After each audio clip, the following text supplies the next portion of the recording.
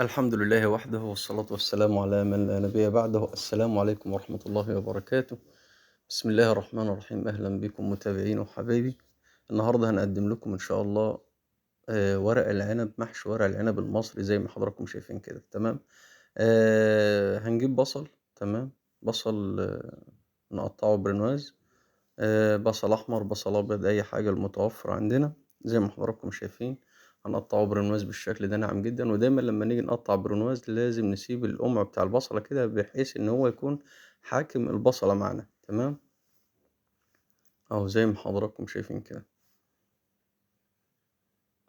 قطعنا. دي كمية البصل اللي احنا هنحتاجها ايه للفرشة بتاعتنا أو لخلطة الرز اللي احنا هنعملها، وده توم مفروم. ودي بقى سر جديد من يعني أسرار الطبق بتاعنا إن شاء الله النهاردة، وهو سنة هريسة أو شوية شطة كده، بس يفضل يكون الهريسة دي مش موجود هريسة ممكن نحط شطة. طيب معانا بقى إيه أهم حاجة طبعا اللي هي الخضرة، اللي هي الشبت والكزبرة والبقدونس. ولازم يكونوا كتير كتير عشان هم اللي بيفرقوا في طعم في الطعم أو التيست بتاع المحشي. تمام. ده البقدونس هنفرمه ناعم كده بالشكل ده زي ما حضراتكم شايفين كده.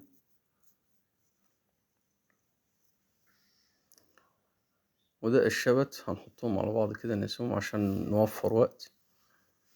نفرمه برضو ناعم بالشكل ده.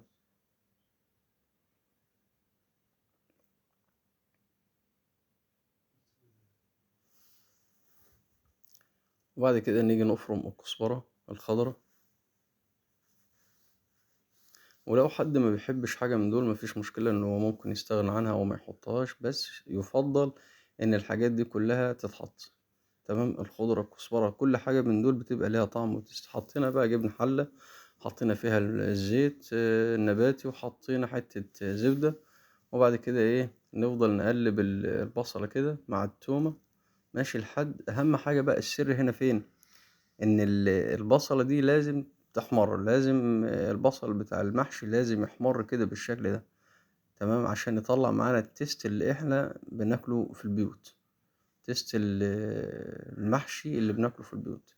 تحمر البصلة بالشكل ده، وبعد كده بننزل عليها بصوص الطماطم بتاعنا، ونسيبها تغلي بقى على النار كده ايه وتتسبك براحتها كده على نار هادية. وبعد كده بنحط معلقة الهريسة ماشي بتاعتنا، أو معلقتين يعني زي ما حضراتكم تحبوا. لو عايزينها حر أوي، لو مش عايزينها حر أوي مفيش مشاكل. طبعا دي التوابل. حطينا الملح. بعد كده نحط طبعا الملح حسب الرغبة. بعد كده بنحط التوابل بتاعتنا اللي هي الكزبرة الناشفة والكمون والبابريكا وسنة قرفة بسيطة ماشي. وبعد كده بعد ما تتسبك ونشوف طعم الملح كده مظبوط معانا، بنحط الرز ايه. نحط الرز بتاعنا كده ونقلبه تقلبتين تلاتة ماشي. ما يكملش دقيقتين يعني على النار، او دقيقة دقيقة دقيقة ونص دقيقتين ماشي. ما نخلوش وقت كتير عشان ما يشربش. بعد كده بننزلها من على النار. تمام. ونحط الخضرة. ما نحطش الخضرة ونقلبها على النار عشان ما تسودش معانا، عشان الخضرة تفضل بلونها كده الايه الاخضر كده. بننزل الرز من على النار، وبعد كده بنحط الخضرة بتاعتنا ونقلبها بقى بالشكل ده. طبعا الريحة ما اقولكوش الريحة عاملة ازاي، ما اقولكوش الطعم.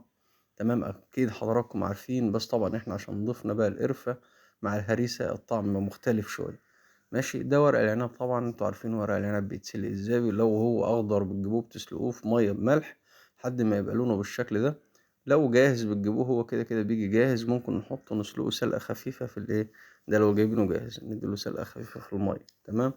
واحيانا بيكون هو عشان جاي في مية محلول ملحي بيكون مالح، ممكن نحطه نعصره من المية دي بتاع البرطمان، وبعد كده نحطه في مية من غير اي حاجة عشان ينزل الملح اللي فيه. لما نيجي نلف بقى نلف بالشكل ده. حطينا الفرشة بتاعتنا وبنعملها من فوق كده، وبعد كده بنضم من الجنبين، وبعد كده بنلف بالشكل ده ونضغط. واحنا بنلف ايه نضغطها تطلع معانا ايه بالشكل ده زي ما حضراتكم شايفين. تعالوا مع بعضنا نشوف كمان واحدة. طبعا احنا عشان لو عايزين ننجز تمام بنحط كمية ورق جنب بعض كده على ترابيزة او على البلانشة. تمام. عشان ننجز ايه لو ننجز في الوقت بتاع لف ورق يعني وما ياخدش وقت معانا. تمام. اهو زي ما حضراتكم شايفين كده. تعالوا نشوف ازاي. بنضغط بنلمها من ورا الاول، وبعد كده بنيجي من الجنبين نلمها كده أهو، نلمها بالشكل ده، وبعد كده إيه بنتحكم فيها، بنكون بصوابعنا كده إيه بنتحكم فيها من الجوانب ومن كل حتة. ماشي. طبعا أنا فردت كذا ورقة، وبعد كده حطيت الفرشة ده لما أكون عايز أنجز يعني، وبعد كده إيه بلفه، يعني مش اللي هو أقعد أجيب واحدة واحدة يعني. ماشي. لفينا معانا كمية ورق العنب بالشكل ده زي ما حضراتكم شايفين، مفيش واحدة بتتفتح مفيش واحدة بتتفك. ده طبعا جزء من الكمية بتاعتنا. بقى معانا بالشكل ده، نيجي بقى نعمل ايه شوية بوكيه جرنيه، جزر، فلفل أخضر، بصل، أي حاجات موجودة عندنا. تمام. لو في كوسة مثلا ناخد القلب بتاع الكوسة، ناخد أي حاجة، كرفس، كرات، ونحط أي خضار من تحت، بحيث إن الايه المحشي ما يلدعش مننا أو يشيط مننا. تمام. أو يتحرم مننا، وده بيكون بيدي طعم وتست وبيدي ريحة، وبيحمي المحشي معانا إن هو ايه يلدع. بنرصها بالشكل ده، شكل دائري كده بالشكل ده، بحيث ان لو حبيتوا تقلبوها تطلع فورمة معاكم. ونيجي بقى ايه بعد ما رصيناها دي، بقى معانا شوربة كوارع. تمام. شوربة كوارع كده حاجة ممتازة. ماشي.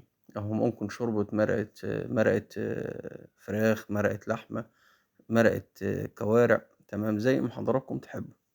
ماشي. ونسقيه بالشكل ده، ونخلي المية ما تعلاش عن ورق العنب، ما تزيدش عن ورق العنب، تبقى بالشكل تبقى بسوا. ماشي. بالشكل ده زي ما حضراتكم شايفين كده. وطبعا احنا بنكون ظابطين الملح بتاع المرقة، ماشي، بحيث ان ايه ما يطلعش لدع مننا. استوت معانا، حطيناها على النار، على نار هادية جدا. ماشي. اول ما نحطها على نار سخنة، بعد تاخد غلوة، بعد كده تيجي ايه نوطي النار خالص على الهادي. طلعت معانا بالشكل ده، وقلبناها من الحلة، بقت بالشكل ده معانا زي ما حضراتكم شايفين.